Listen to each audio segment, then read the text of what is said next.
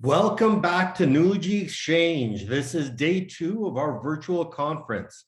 My name is Raj Mistry and I'm your MC for today. They've invited me back for a second day. That means the first day went well. Gold star for me.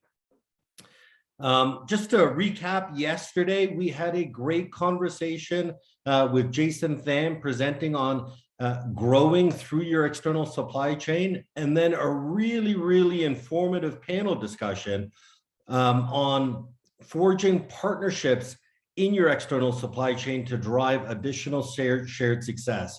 And thank you to Hank for moderating the discussion, but especially thank you to Kim, Corinne, Charles, and David for the great participation and insights that they delivered. We're thrilled to be back today.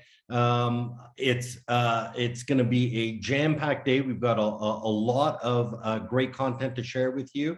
I want to get into, again, trying to make this the best experience possible for you. And part of that is going to be, again, through the portal page that you have for this event.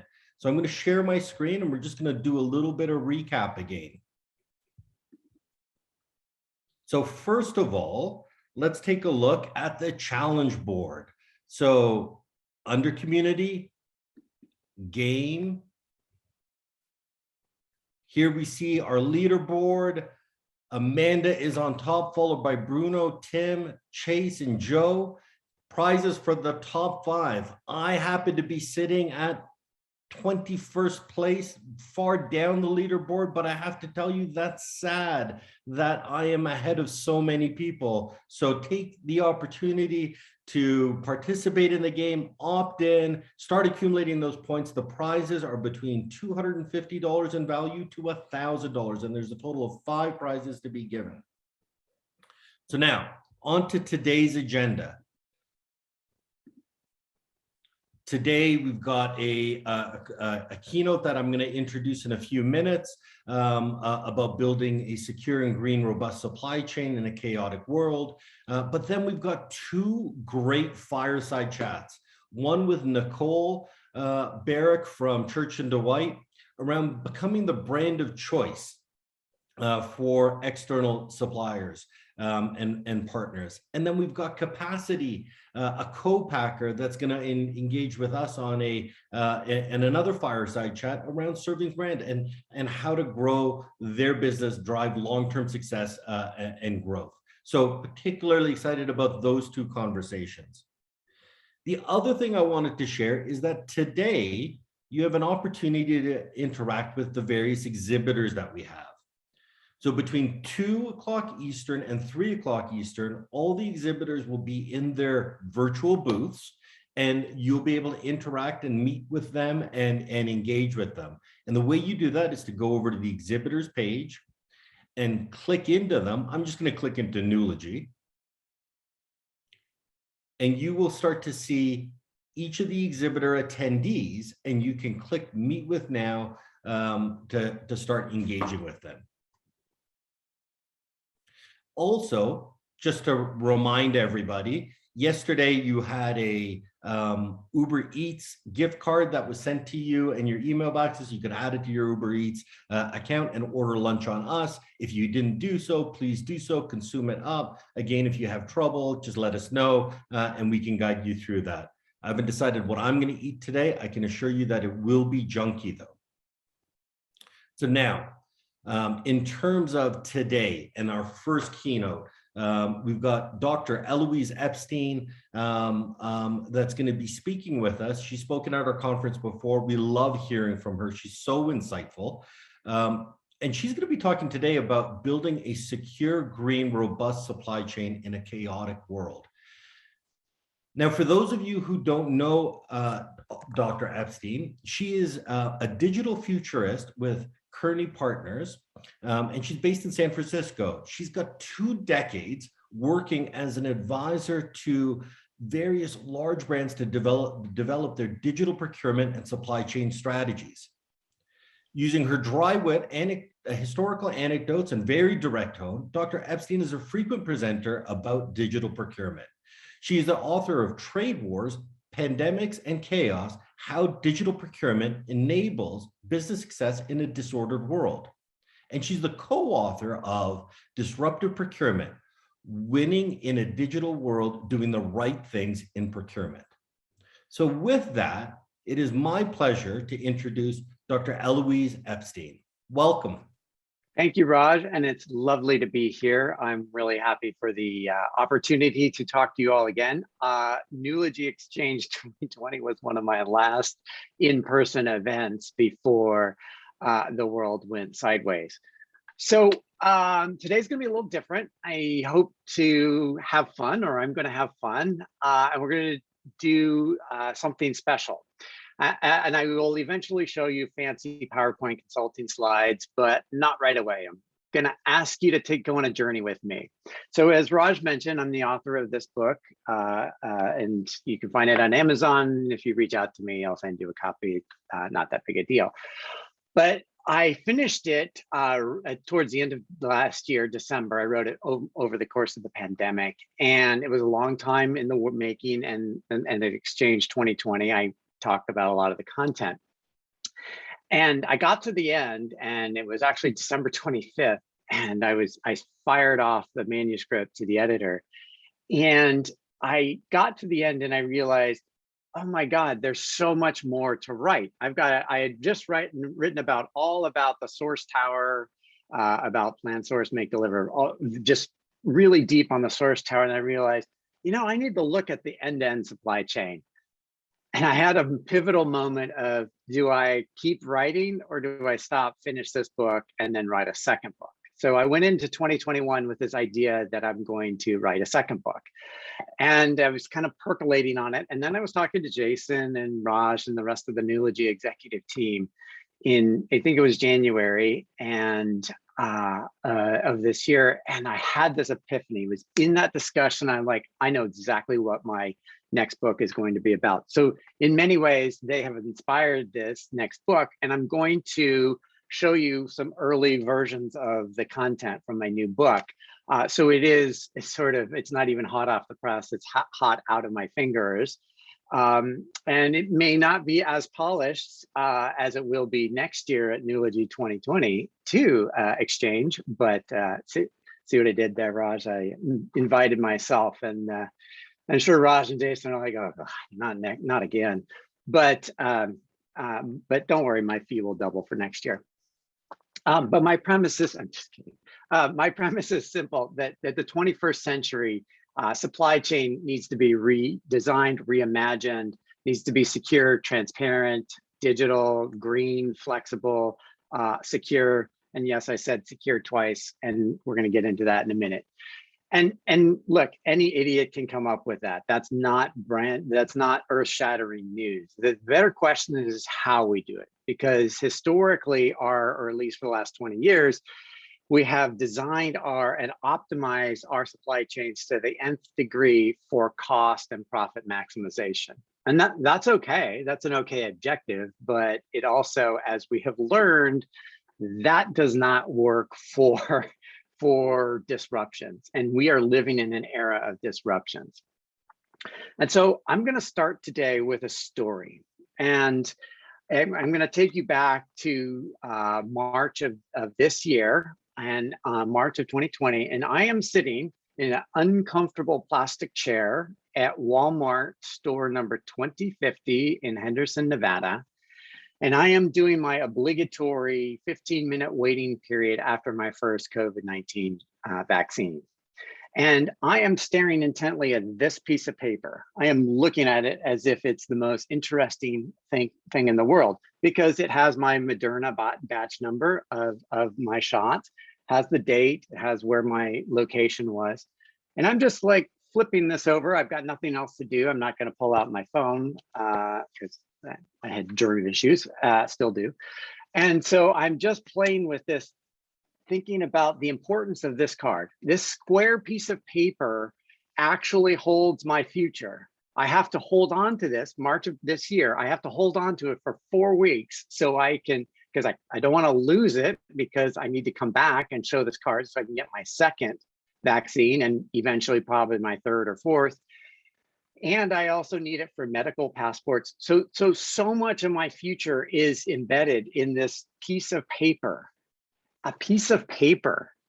I have in my phone, I have my passport, I have my digital wallet, I have my credit cards, I have my photos, I have on and on and on. And yet my medical, my health is tied in this card. And then it got me thinking, because 15 minutes of just random thinking with nothing else to do, it got me thinking, I just put a vaccine, it just had a vaccine put into my body. Where did it come from? And the Moderna and Pfizer vaccines, they need to be cold stored.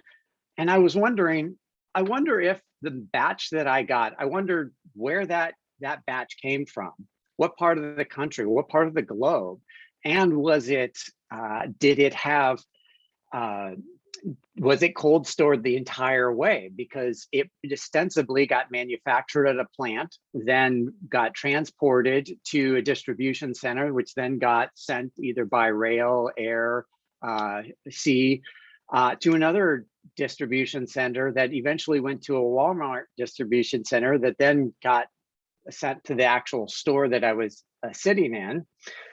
And then so there's all these third parties that are have chain of custody for this vaccine that just went in my arm. And then I now have to take this and go to my healthcare provider and my insurance provider and make sure that this information gets into my electronic health record. And I was just marveling at all the third-party handoffs and how there's so little accountability, so little traceability. And it hit me in that moment, that is the exact problem that we are all dealing with.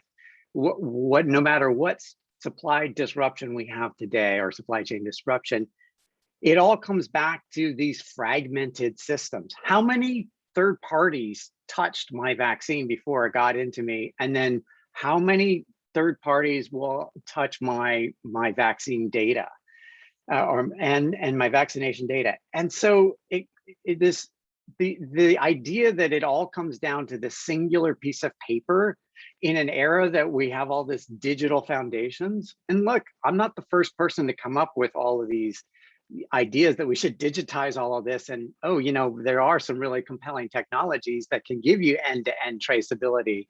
Why are we not doing this? And this is what I have set out to answer is why are we not doing this? And more importantly, how do we do this? Because the other piece in that is there's a lot of risk in just that one supply chain I just talked about, this vaccine supply chain. Think about all these other supply chains. And then I started to realize, oh my God, it would be so easy to essentially break into any supply chain or hack any supply chain. And so I really am I'm going to start talking about risk, and then I'm going to move to infrastructure. But I want to just show you how weak our supply chains are from a risk point of view.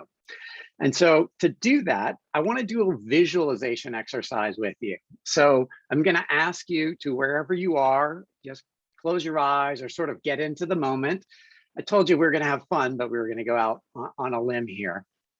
But I want to really bring home just how insecure our digital systems are, or our supply chain systems are. So I'm going to use an allegory here. So I want you to imagine that you and I are standing outside of your house or your apartment or your flat, if you're, depending on where you are. And I want you to think about, what does your physical security look like? You and I are standing outside and we're looking at your, at wherever you're living. And I want you to imagine, are the doors locked? Do you have deadbolts? How many spare keys do you have? And where are they? Who has them? Are your windows locked? Do you have an alarm? Do you have a dog or two? I think we can agree that you're looking at your dwelling, that your physical security is pretty good. Okay, you can let that visualization go. Now I want to do the same exercise. We're standing outside your dwelling, and we're going to look at this from a digital point of view. How many digital devices do you have? I want you to count. And there's no way for you to feed those numbers in, but I want you to at least count out loud, or you can submit them in the chat somewhere. I won't be able to see them right away, but I want you to count how many laptops are in there inside, how many tablets, how many smartphones, how many smart thermostats, how many cameras, how many video cameras, how many smart refrigerators, garage door openers, smart sprinkler controllers, baby monitors, toys. Those of you who remember the Barbie doll houses from last year. How many drones do you have? How many smartwatches do you have? How many gaming consoles do you have? How many Alexa devices do you have, or smart or Google Home devices? How many? What's that number? Is it more than 5? Is it more than 10? Is it more than 20? Is it more than 50? And if you have kids, do you know what apps and websites they're going to and bringing the malware back into your home network? And the question here is, of all these devices, the 10, 20, 30, 50 devices, are they all patched? And do you know? So take that number and put it in the chat and let me know whether or not they're all patched or not. And you can set that number aside. And so we're standing outside your place. What is going to prevent me from now accessing your network and those devices?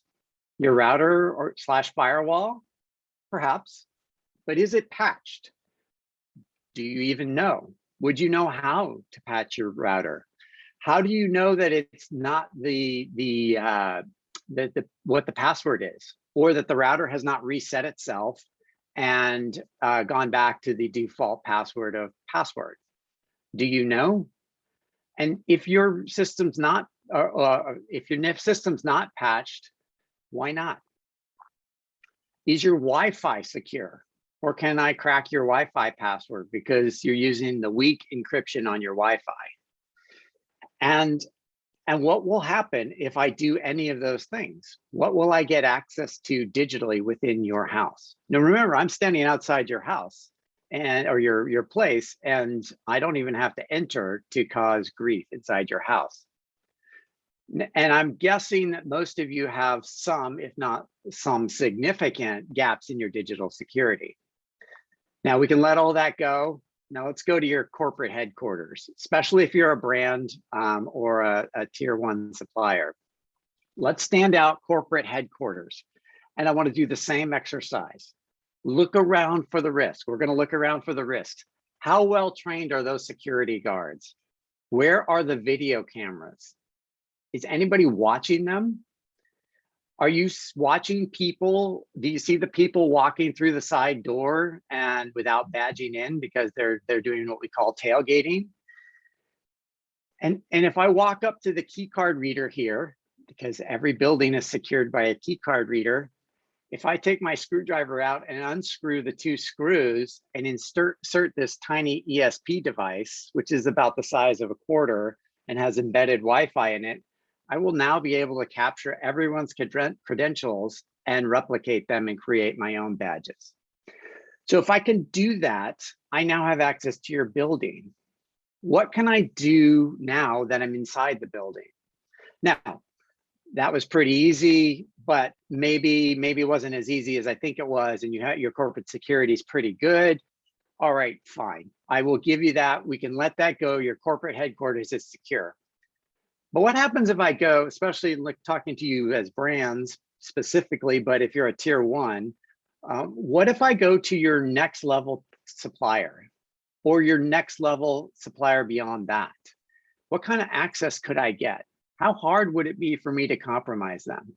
Do you think they have the same security protocols you do? And how tight is their network security that if I could get access to their building, what could I take over? And could I get into your supplier portal or into the supplier portal and reroute the payments to different accounts? And if I can't do it at this level, can I find the weakest link in the supplier, the chain of suppliers, and and compromise them, and then work my way up the supply chain. And that is what's known as a supply chain attack. For those of you familiar with what SolarWinds was last year, that was a software version of a supply chain attack where they attacked the weakest point, which was the company SolarWinds, and they rode SolarWinds all the way up into the highest levels of the US government. And so why couldn't that happen in your supply chain? And I would argue that does happen in various ways. And then if we go back to the vaccine example, think about how many third parties were in there and how easy it would be to compromise them, because that supply chain has way too many touch points, handoffs that are unsecured and lack that digital foundation. So I'm going to ask you, we can set all of that aside, but I just want to ask you, as you think about how vulnerable were you? Were you surprised at the outcome of that exercise? Because when we talk about data exchange with our suppliers, when we talk about security of our supply chains, the risk comes from third-party suppliers or third parties, whether it be suppliers, contractors, or other entities. And so what are we doing to secure that? That's why I talked about secure twice in the opening, because we have a long way to go. Forget the disruptions. I'm not worried about the Suez Canal blockage, the semiconductor shortage, and those things. I'm really focused on what's the next generation of capabilities that we need and problems we're going to face. And this visualization exercise is important because we need to start thinking, especially when it comes to securing, but even more broadly, these concepts I'm talking about. This is not something you can design. There's no playbook for this. This is not a contract management effort. This is not a category management strategy. This is not a commodity management strategy. This takes a totally different skill set, and it takes a cultural change because you can't pre-script this. And this is just the beginning. And we need a new culture that is built around this exploration, this intellectual curiosity, and in essence, this reconfiguring or reimagining our supply chains. Because this is what's going to come next. So everybody's working on reacting to today's problems, the pandemic and all those other pieces that I lined out. But guess what's coming? There are big disruptions coming that we're not thinking about. And that's what we need to build for. We have designed fault intolerant supply chains. And if for the next generation, we have to do this. And so I'm now going to switch over to my fancy consulting slides.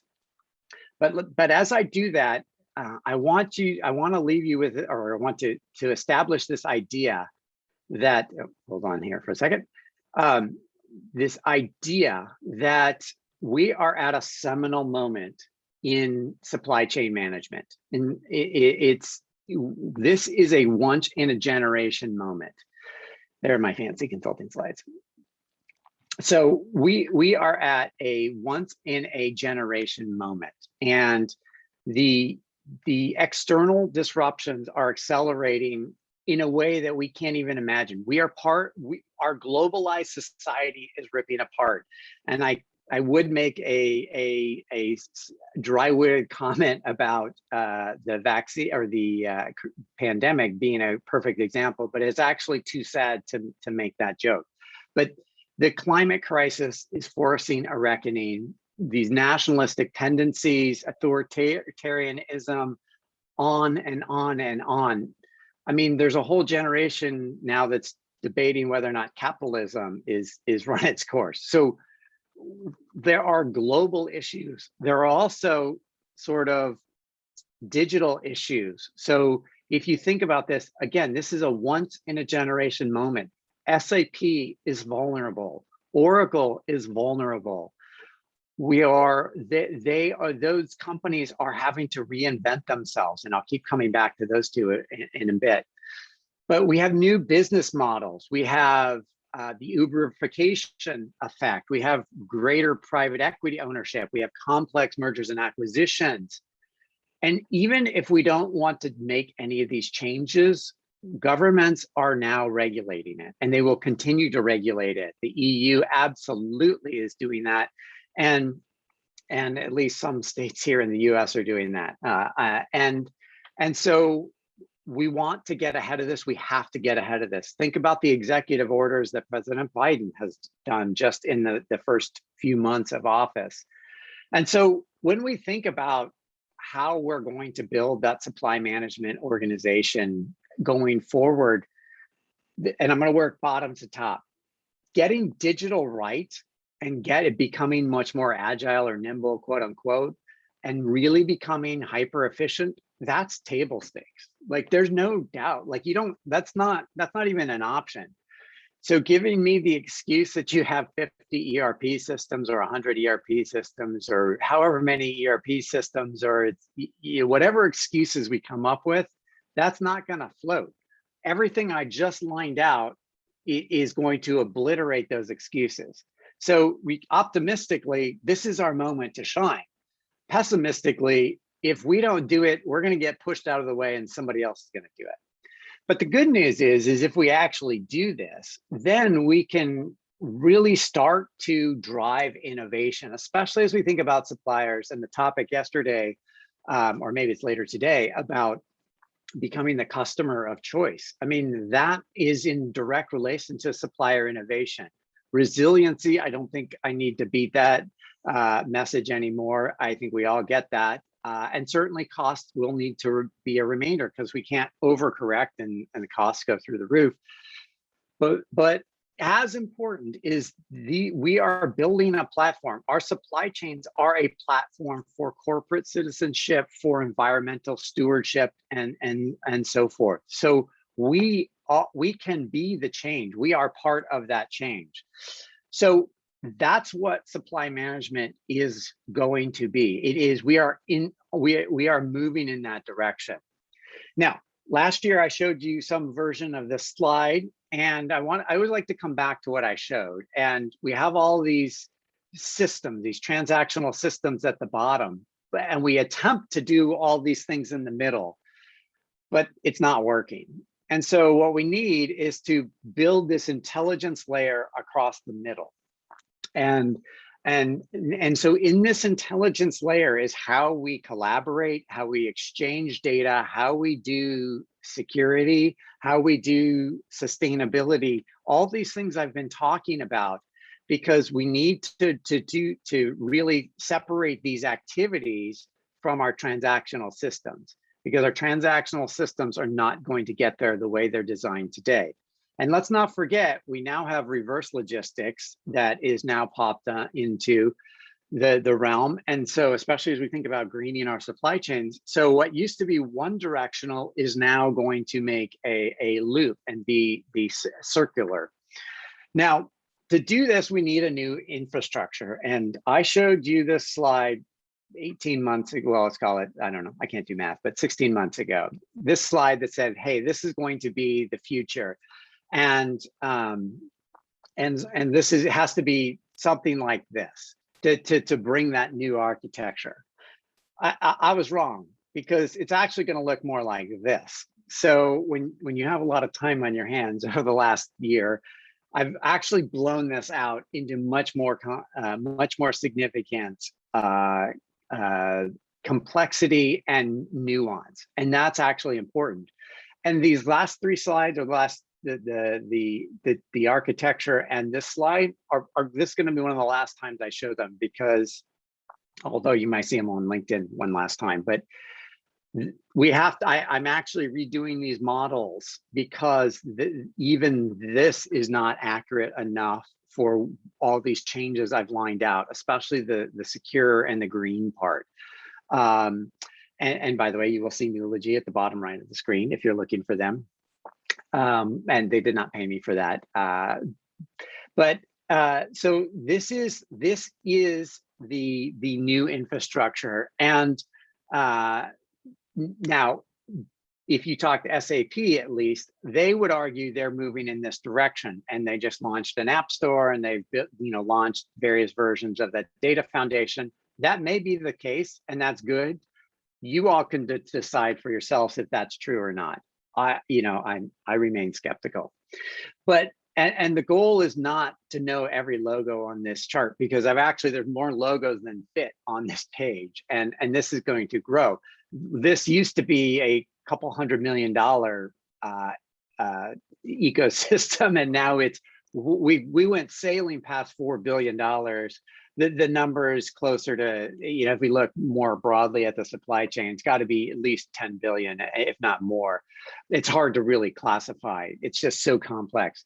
So everybody's onto this. So we need to get a deep understanding of what these capabilities are and what the next generation of capabilities are. And that's really where I spend a lot of my time researching.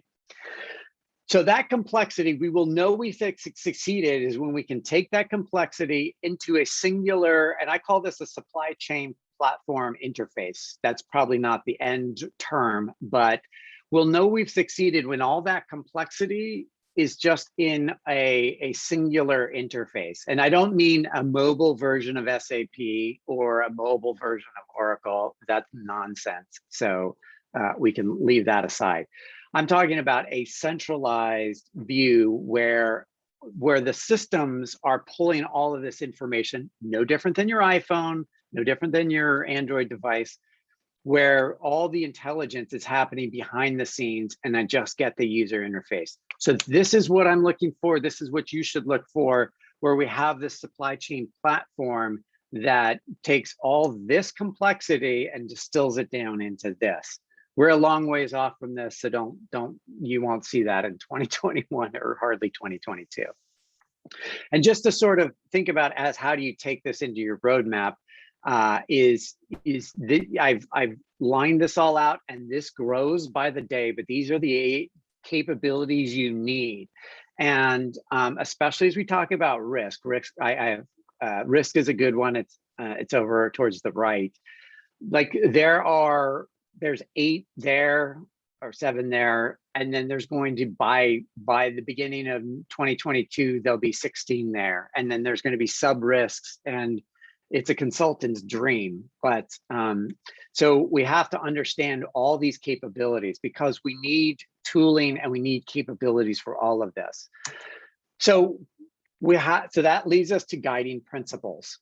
So we need, and I'm not going to go through this in depth, you can read this offline, but really this is what we're looking for, is these components, these guiding principles, both in terms of what we're trying to achieve, but also the capabilities of the vendors.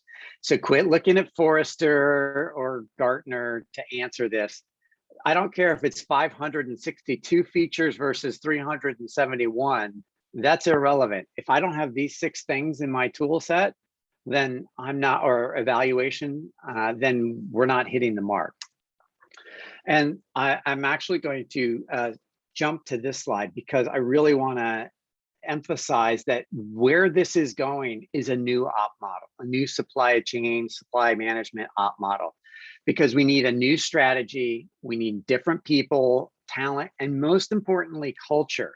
Because when we have this platform and we have these processes and this governance, we can really see that digital and this ability, I hate to use the term agile, but I'll use it anyway, where we can react quickly, because you can't operate a supply chain with yesterday's talent, yesterday's processes, yesterday's objectives, because they've just broken. They broke during the trade wars. They probably broke arguably before that. They broke during the trade wars. All of this stuff broke during the pandemic, like to never be reassembled. And the current set of challenges are just that too. And it's a fundamental failure in our op models.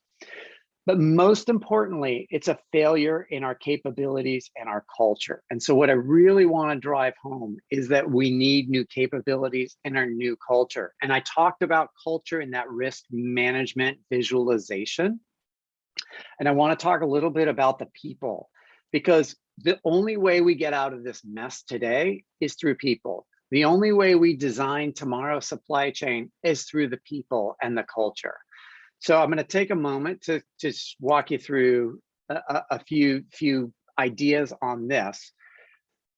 If you look at the top part of this page, this is traditional supply management skills. You can look across all these different components, and in gray, you can look at it in light purple. All of that's good. There's nothing wrong with that. There's lots and lots of sort of information out there. But what I would argue is none of that's digital. And none of that is the skills that you need at the bottom, or digital related skills. And that's all the stuff in dark purple at the bottom. And I won't read them all, but what I will say is I'll highlight a couple of examples, because these are interconnected. And eventually I come up with some fancy visual to show the interconnectedness. But when we talk about data, when we talk about analytics, we talk about it in the abstract as if it's some other thing, some a spreadsheet somewhere, some data source somewhere. No, data is all around us. We live in data. When we log into Facebook, Google, Netflix, that's all data. And we should be asking ourselves, what is the data that we are giving out? What is our data and how is it being used? And actually, what can we do with the data? And really that intellectual curiosity of data. And notice how those two go together, and then start to imagine, what could we do with data? And again, think back to the vaccine example at the beginning. What can I do with that data? What if that Moderna batch wrote to a digital record, a digital wallet that carried through all the way into my, to follow me to Walmart, followed me into the injection, went into my digital wallet, and then went into my electronic health record? These are the questions. When we talk about data, that's the data. It's not some philosophical abstract thing. That's the data. When we talk about data, that's the data we're talking about. And so this takes a bit of creativity, and then to then bring this to life, visual literacy, long form writing, short form writing. I'm talking to you, Twitter. And the ability to do storytelling, because all of these digital skills, they require these capabilities. And so what I would say is, COVID has, if one lesson has come from this, it's taught us that we can be digital. And we have learned Zoom. We have learned how to operate. I don't care if we're in person or in the office or wherever. We have learned much, much more. We have employed tools that we never thought we could, and we had to. And yet, digital can be challenging, as a former attorney for the former president learned. And as we've had to hear, you're on mute, can you hear me? We've developed this literacy. And we've learned how to share our screen, or at least most of us have. Sometimes we make the mistake. But I am so tired of hearing people say, you're on mute, or can you hear me, or all of these idioms. So we have to understand that digital can be challenging. And so, and we also have learned how to take the filters off, which leads me to this hypothesis that we cannot learn digital from an LMS system or a learning management system. The digital is not something you learn, it's something you do. It is asking the questions. And by the way, most of us are digital. Most of us are really advanced in our personal lives. So why is it that we are managing our supply chains with paper? Why are we doing this? And part of it gets to, we come to work and we just sit back and let everything happen to us. Like, okay, I'm gonna do the least minimal possible. And the way that I know that toolkits or pathways or modules don't work, and that e-learning doesn't work, is every single one of us actually takes a digital security awareness, cybersecurity awareness module every year. That's the standard best practice. So we all click through and we learn all about what, suspicious emails are and so forth. And yet we keep clicking on the email that is full of ransomware that locks our machine Colonial Pipeline, thank you very much. And this is an epidemic, and we don't talk about this and report on this enough. But if these LMS tools were doing their job, we wouldn't click on that email. We wouldn't lock our computers.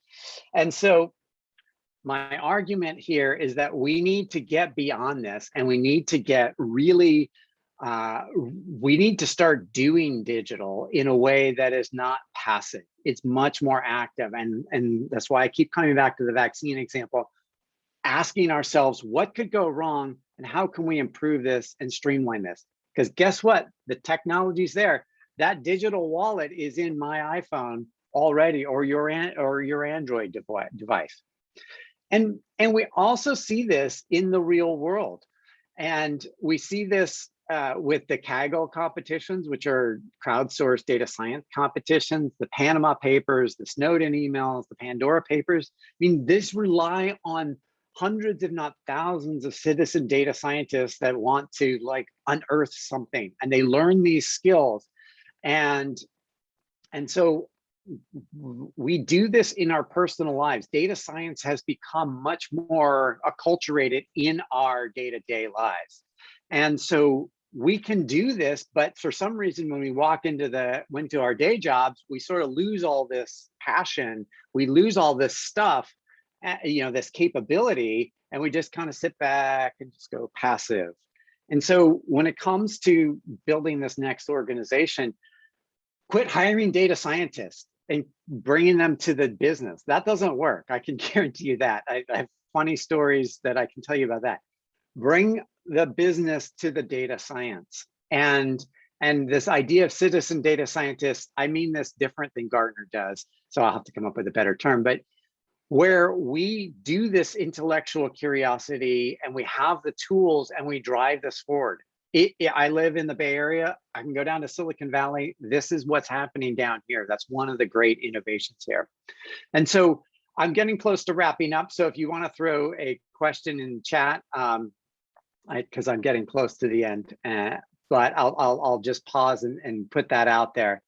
But what I will say is, as I wrap up and before I get to the questions, is you got to go after new talent. And you can see I'll share the slide. You can see all these different ways of doing this, but we also have to look at other ways. And so one of the bits of research, which has been wildly illuminating, but at the same time, just like I've gone down the rabbit hole, is TikTok. Has amazing, you could see my search is supply chain management. I have seen the most amazing TikToks on supply chain management. That woman in the upper left-hand corner completely deconstructed the retail supply chain.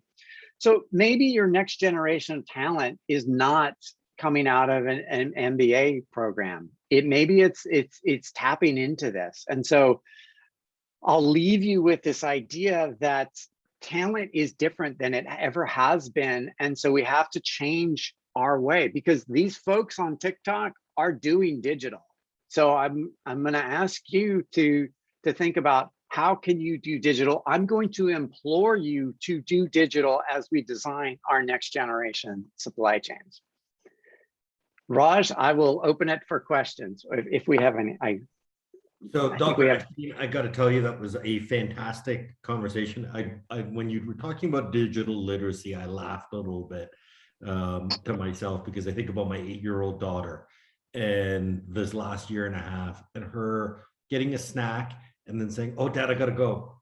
I've got a Zoom call." And then she would run away. And I would have never thought. And so we talk about kind of this rapid literacy that we have around digital and working remote and being incredibly functional. So I think that's great. I also love that we inspired your next book.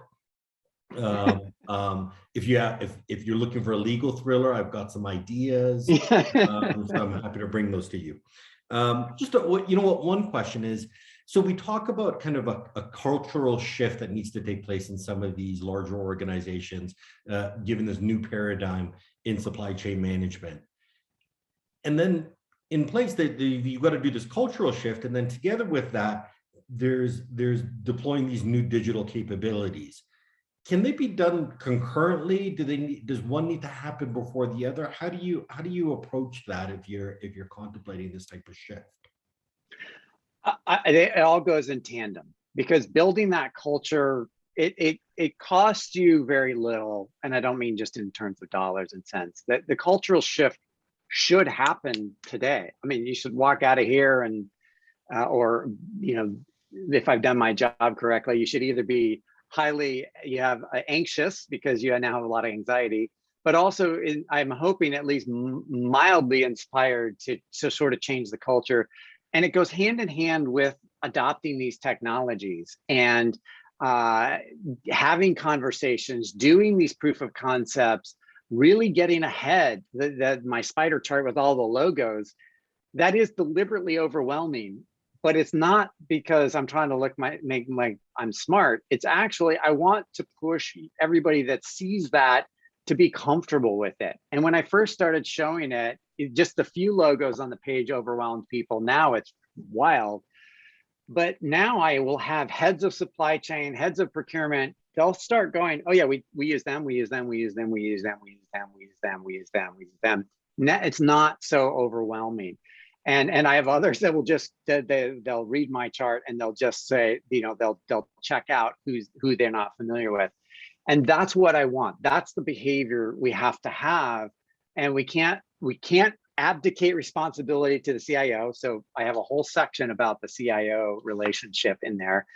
But so we can't abdicate our responsibility, and we should get ahead of this, because the failure to get ahead will only create sustainability problems and, more importantly, security problems. And if you want my prediction, I know it's a long-winded answer, but you want my prediction for the next big disruption, it's going to be a massive cyber outage. So we've all done this great thing to move from the office, distribute to all our homes. But what happens when we lose vast sections of our infrastructure, especially our digital infrastructure? Think about that problem, because that problem's coming. That happened to Ukraine already. So I'll leave you with that thought. That's insightful. Well, I have to tell you, that entire conversation at the beginning around routers has me, after this phone call, I think I'm going to unplug my router from my wall. Well, I wanted to say thank you again for this insightful conversation. I found it incredibly informative. We look forward to having you back. And so I look forward to that next book and having you back, and thrilled that we did play a part in it. Thank you for having me. This was an absolute pleasure, and I'm a big fan of the Nulogy family. So thank you. Great, thanks so much. So now next is we have Nicole Barrick and Allison, and they're going to be having a fireside chat about becoming the brand of choice. So that'll be starting at 1 o'clock Eastern. Again, hit the attendee page, you'll get the link, and you can join that session. As well, I'll be back tomorrow to kick things off. And tomorrow we have Chris Castle taking us through the what's in store for Nulogy with respect to product, where are we going, what are we investing in, and then we've got a full day of breakouts in terms of some detailed conversations around the product. So day 3, critically important. Today we've got following this Nicole and Allison on becoming the brand of choice. And then we're hearing from Capacity LLC and their journey in terms of becoming a high growth co-packer. Thank you again, Eloise. And if anybody has questions for Eloise, please message her through the attendee page. And we'll see you in the next session. Thank you.